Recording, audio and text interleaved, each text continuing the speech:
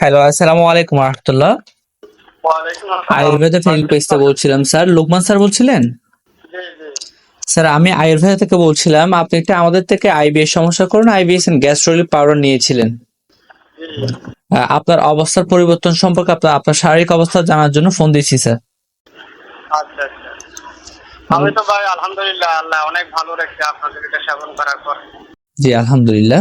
আর আমি প্রায় আপনাদের এটা নেওয়ার আগে আমি প্রায় ৳1,00,000 উপরে বিভিন্ন পরিশ্রম থেকে শুরু করে অনেক ওষুধ খেয়েছিলাম।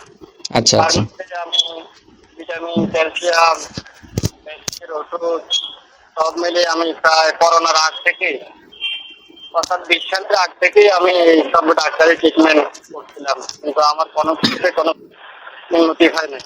আচ্ছা আচ্ছা। তো আপনাদের এটা সেবন করার পর আমার প্রথম এক ফোঁটা সেবন করার পর আমি এতটা বুঝতে পারি না, দ্বিতীয় ফোঁটা সেবন করার পরেই দেখি যে আমার পাকস্থলী অনেকটা নর্মাল হয়ে এসেছে। জি জি, আলহামদুলিল্লাহ। আর দ্বিতীয় ফোঁটা শেষ করার পরে আমি দুধ ট্রাই করলাম, মোটামুটি দেখি যে না, ক্ষতি নাই। তো তৃতীয় ফোঁটা শেষের পরে আমি ভালোভাবে এখন দুধ এবং দুধ জিনিসগুলো খেতে পারি, খাবার খেতে পারি, কিন্তু গরুর মাংস এখনো আমি ট্রাই করি না।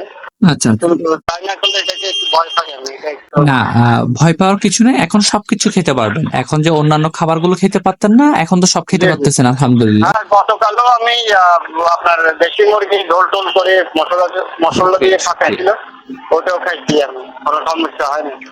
শুকর আলহামদুলিল্লাহ। আপনি সকল খাবার এখন খেতে পারবেন। গরু মাংস আপনি ট্রাই করতে পারবেন। চিন্তা করার কিছু নেই। জি। আপনি তো যে এটা আমাদের আমাদের এখান থেকে যে নিয়েছিলেন, কারো রেফারেন্সে নিয়েছিলেন নাকি ফেসবুক থেকে নিয়েছিলেন অ্যাড দেখে? না, আমি একজনের রেফারেন্সে নিয়েছিলাম। আমাকেও উনি জিজ্ঞাসা করছে আপনার সমস্যা কি। আমি বললাম যে সমস্যা তো দেখতেই পাচ্ছেন, দেখেন আমি অনেক শুকাই গেছি, আমার ওজনটা এরকম ছিল না, আমি প্রায় 68-69 কেজি ছিলাম, এখন আমার অবস্থা। কারণ কি, মানে আজকে প্রায় করোনার আগ থেকে আমার এই নরম নরম পায়খানা হয়, মাঝে মাঝে পাতলা পায়খানা হয়, গ্যাস হয় প্রচুর, হজম হয় না। বহু ডাক্তার দেখাইছি, বউ প্রোভাইডিতে খাওয়াইছে ডাক্তার, কিন্তু কোনো কিছুতে কোনো কাজ হচ্ছে না।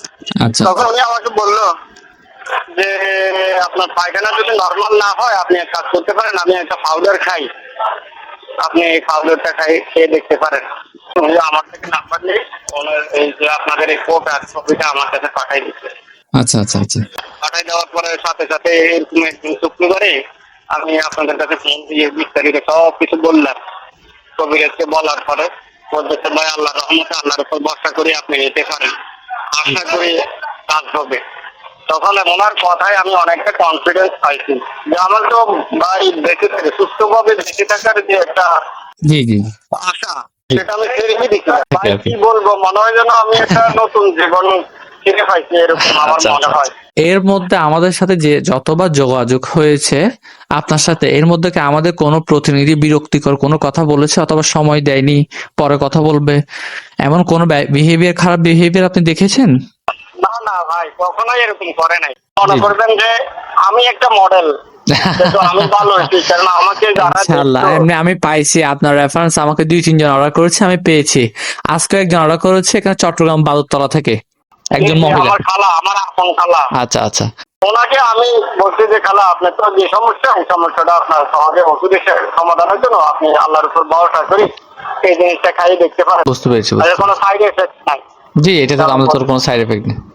ওকে, বাই। ভালো থাকবেন, সুস্থ থাকবেন। আসসালামু আলাইকুম রহমতুল্লাহ।